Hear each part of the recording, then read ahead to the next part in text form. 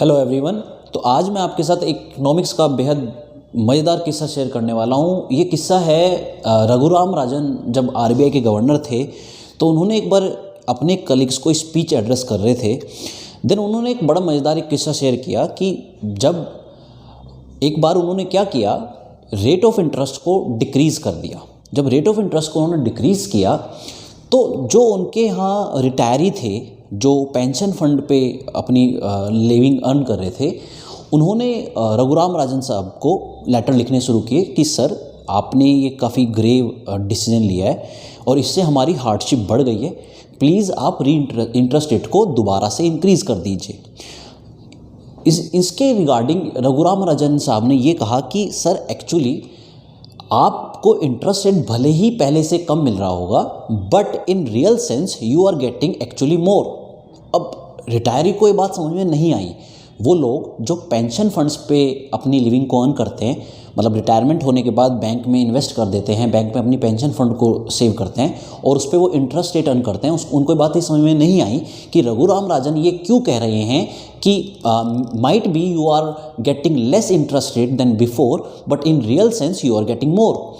अब रघुराम राजन साहब ने इनको एक एग्जाम्पल लेके इस इंसिडेंट को समझाया कि आप को भले ही रेट ऑफ इंटरेस्ट पहले से कम मिल रहा होगा, but in real sense you are getting more. अब उन्होंने क्या एग्जांपल लिया, लेट्स से मैं आपको ना उसको उनकी स्पीच की ये वर्ड्स हैं, उनकी स्पीच की ही ये फिगर्स हैं, मैं इसको थोड़ा सा क्वेश्चन की फॉर्म में, थोड़ा सा अट्रैक्टिव फॉर्म में आपको प्रेजेंट करूंगा और इससे ना आपको ये भी समझ में आएगा कि इकोनॉमिक्स ना थोड़ी सी कॉमन लोगों की सोच से थोड़े से डिफर करती है ना, जो लोग सोचते हैं। एंड इकोनॉमिक्स में बहुत सारी चीज़ें कंसिडर होती हैं, बहुत सारे फैक्टर्स होते हैं जो इन्फ्लुएंस करते हैं, बट जो कॉमन लोग होते हैं वो उनको चेक नहीं कर पाते, वो उनको कंसिडर नहीं कर पाते।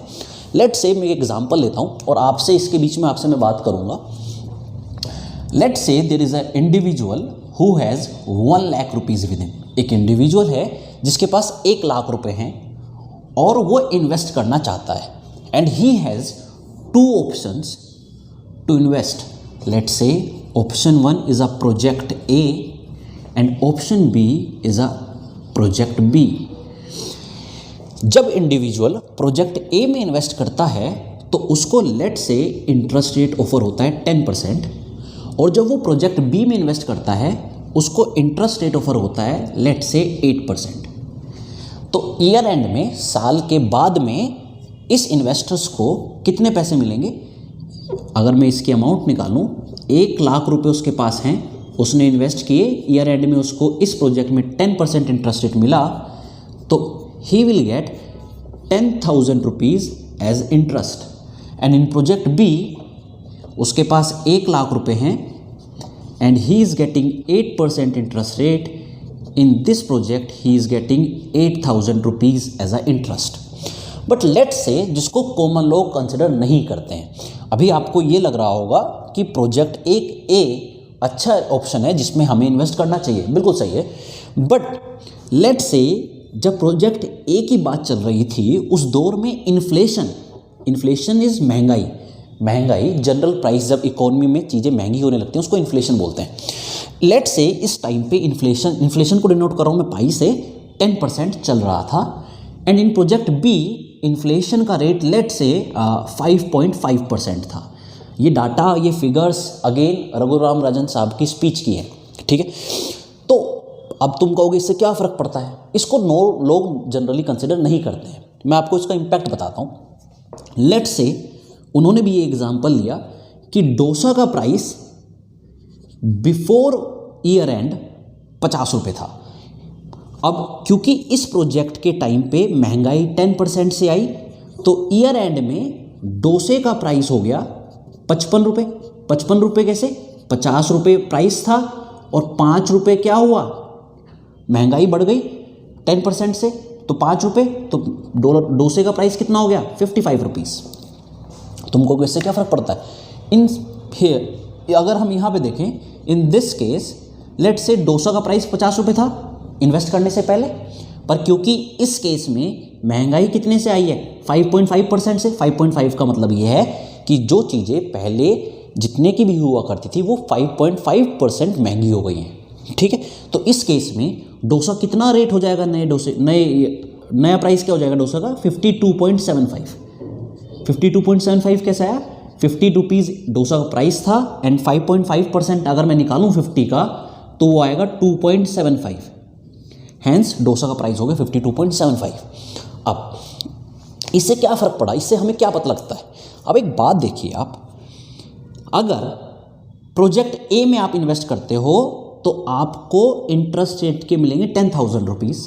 अगर आप प्रोजेक्ट बी में इन्वेस्ट करते हो तो आपको इंटरेस्ट रेट मिलेगा, ब्याज मिलेगा 8%। बट इसमें महंगाई भी 10% से आ रही है, बट इस प्रोजेक्ट में महंगाई आ रही है सिर्फ 5.5% से 5.5% से, विच मीन्स लेट से डोसा 50 का तो 55 का हो जाता है, और इस केस में अगर डोसा 50 का होता है तो 52.75 का हो जाता है। अभी भी आप ये कह रहे होंगे मुझे समझ में नहीं आ रहा, एंड स्टिल हमें प्रोजेक्ट ए ही अच्छा लग रहा है।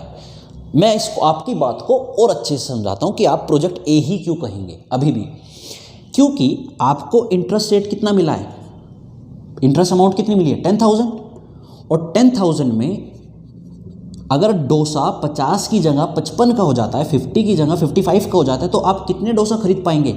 आप खरीद पाएंगे जब आप इसको डिवाइड करेंगे 182 डोसाज। यार जो आपने इंटरेस्ट अर्न किया, भले ही महंगाई आ गई हो, उससे आप कितने डोसाज खरीद सकते हैं? 182।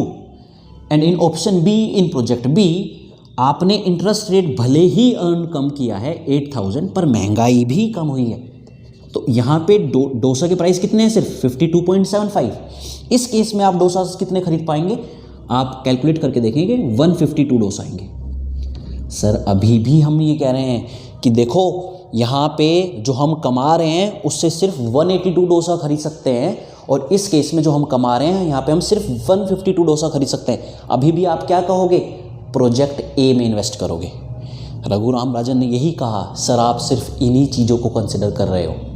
अब आपको क्या समझना है? रघुराम राजन साहब ने ये समझाया कि सर एक बात बताइए, आपके पास 1 लाख रुपए थे साल के शुरुआत में, और साल के शुरुआत में डोसा का प्राइस कितना था? साल के शुरुआत में डोसा का प्राइस था 50 रुपये।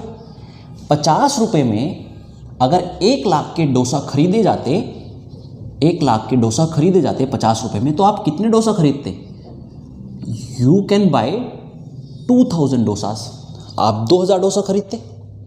ठीक है, आपके पास 1 लाख रुपए थे, अगर आप कोई 50 रुपए की कोई चीज़ खरीदते, मैंने यहाँ पे डोसा का एग्जांपल लिया, तो आप कितनी खरीद पाते? 2000 डोसा खरीद पाते। ये 2000 क्वांटिटी है, 2000 डोसाज है। और अगर 1 साल बाद, जाहिर सी बात है आपने 1 लाख रुपए इन्वेस्ट किए हैं, आपने ब्याज भी कमाया है, तो अब जब आप 2000 से ज़्यादा डोसा खरीद पाएंगे। सही बात है। एक बार प्रोजेक्ट ए में देखते हैं, आपके पास कितने रुपए हैं? 1 लाख रुपए, तो वो 10,000 रुपये आपने इंटरेस्ट अर्न किया है, तो आपके पास हैं 1,10,000 रुपये। 1,10,000 रुपये, 1,10,000 रुपये। पर डोसा का प्राइस कितना हो चुका है? 50 नहीं है, 55 है। अगर आप इसको सोल्व करेंगे तो आएंगे 2000 ही। क्या समझे आप? कि सर प्रोजेक्ट ए में इन्वेस्ट करने से पहले भी हम 1 लाख रुपए में 2000 डोसा खरीद पा रहे थे। हमने प्रोजेक्ट इन 1 लाख रुपए को आज खर्च नहीं किया, रेदर हमने प्रोजेक्ट ए में इन्वेस्ट किया, और ए में इन्वेस्ट करने के बाद भी हमने 10,000 रुपये अर्न किए। ये अच्छी बात है, लेकिन हम ईयर एंड में फिर भी 2000 डोसा ही खरीद पा रहे। तो इन रियल सेंस कोई फ़ायदा ही नहीं हुआ। पहले भी 2000 डोसा खरीद सकते थे, आज भी 2000 डोसा खरीद सकते हैं, तो कोई फ़ायदा कहाँ हुआ। लेकिन अगर आप प्रोजेक्ट बी देखेंगे, जहाँ पे भले ही आपको इंटरेस्ट रेट कम मिला है, लेकिन क्योंकि वहाँ पे महंगाई भी कम रही है, यहाँ पे आपके पास कितने रुपए? 1 लाख रुपए तो पहले थे, 8,000 रुपये आपको क्या मिला है? Interest rate. तो आपके पास है यहाँ पे 1,08,000 रुपीज़, 1,08,000 रुपीज़। बट डोसा का प्राइस इस केस में कितना हुआ है? 52.75, क्योंकि महंगाई इतने से आई है। यहाँ पे कितना हो गया था? 55। अगर आप इससे डिवाइड करेंगे तो बिलीव मी यहाँ पे कुछ ऐसा आएगा, 2047.39 आएगा, 0.39 आएगा। क्या नोटिस किया आपने? भले ही आपको इंटरेस्ट रेट कम मिल रहा है, but in real sense you are getting more, you can buy more. यहाँ भले ही आपको इंटरेस्ट रेट ज़्यादा मिल रहा है, but ultimately you can by the same quantity. बात समझे? तो रघुराम राजन साहब ये कह रहे थे, सर भले ही आपको हम अब इंटरेस्ट रेट कम ऑफर कर रहे हैं but in real sense you will get more, क्योंकि महंगाई भी कम हो गई है। तो लोग, हम जब जनरल लाइफ में आम आदमी कंसिडर करता है वो सिर्फ इन चीज़ों को देखता है। इंटरेस्ट रेट ज़्यादा मिल रहा है तो प्रोजेक्ट ए में इन्वेस्ट कर देता हूँ, इन चीज़ों को, इन्फ्लेशन वगैरह को वो कंसिडर नहीं करता। तो रघुराम राजन साहब ने समझाया, कई न्यूज़पेपर ने इसको एड्रेस किया डोस इकोनॉमिक्स से।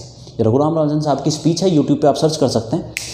बेसिक सी बात है ये, वैसे इकोनॉमिक्स का एक छोटा सा कॉन्सेप्ट है जिसको हम बोलते हैं real interest rate and nominal interest rate. अगर मैं आपको बताऊं, जो इकोनॉमिक्स बैकग्राउंड के स्टूडेंट्स हैं, इकोनॉमिक्स बैकग्राउंड के लोग हैं या इकोनॉमिक्स की जानकारी रखते हैं थोड़ी बहुत, उनको ये सब समझाने की ज़रूरत नहीं थी। वो 2 मिनट में किसी भी इन्वेस्टमेंट प्रोजेक्ट की डिटेल्स निकाल सकते हैं कि whether they have to invest और दे शुड नॉट इन्वेस्ट। जैसे एक इंटरेस्ट रेट होता है real interest rate and nominal interest rate, and common people and retiree किस बात को कंसिडर करते हैं? सिर्फ नॉमिनल इंटरेस्ट रेट को। This is nominal interest rate. But Raghuram Rajan कहते हैं कि आपको फोकस करना चाहिए, या इकोनॉमिक्स ये कहती है, रियल इंटरेस्ट रेट पे। What is real interest rate? Real interest rate is nominal interest rate minus inflation. Nominal interest rate minus inflation. Like अब मैं आपको बहुत ही सिंपल टर्म्स में समझाता हूँ, प्रोजेक्ट ए अच्छा क्यों है। 1 मिनट की लाइन का कॉन्सेप्ट है। प्रोजेक्ट ए में आपको 10% इंटरेस्ट रेट मिल रहा है, बट महंगाई भी कितने से आ जाएगी ईयर एंड में? 10% से। तो इन real sense you will get nothing. आपको कोई भी इंटरेस्ट रेट का फायदा नहीं हो रहा, और आपको ये प्रूव भी हुआ। पहले भी 2000 खरीद सकते थे डोसास, आज भी 2000 डोसास खरीद पा रहे हो, कोई फायदा नहीं हुआ। But in project be real interest rate is nominal interest rate minus inflation. Nominal interest rate कितना है? 8%। इन्फ्लेशन कितने से आया है? 5.5%। The answer will be 2.5%। भले ही आपको इंटरेस्ट रेट कम मिल रहा है, but in real sense you are getting 2.5% interest rate. तो रघुराम राजन साहब की बात का और मेरी बात का कंक्लूजन ये है कि जब हम इन्वेस्ट कर रहे होते हैं तो हमें सिर्फ नॉमिनल इंटरेस्ट रेट को नहीं देखना चाहिए, इन्फ्लेशन को भी देखना चाहिए, जो कि कंसिडर होता है। बेसिक सी बात है, हमें देखना चाहिए रियल इंटरेस्ट रेट को। है ना अमेजिंग? यह है इकोनॉमिक्स की बात। यह है रघुराम राजन साहब की स्पीच का एक छोटा सा हिस्सा, छोटा सा किस्सा। आई होप आपको मज़ा आया होगा। ऐसे ही बड़े किस्से हैं इकोनॉमिक्स के, और बात करेंगे कभी। ठीक है, बाय बाय।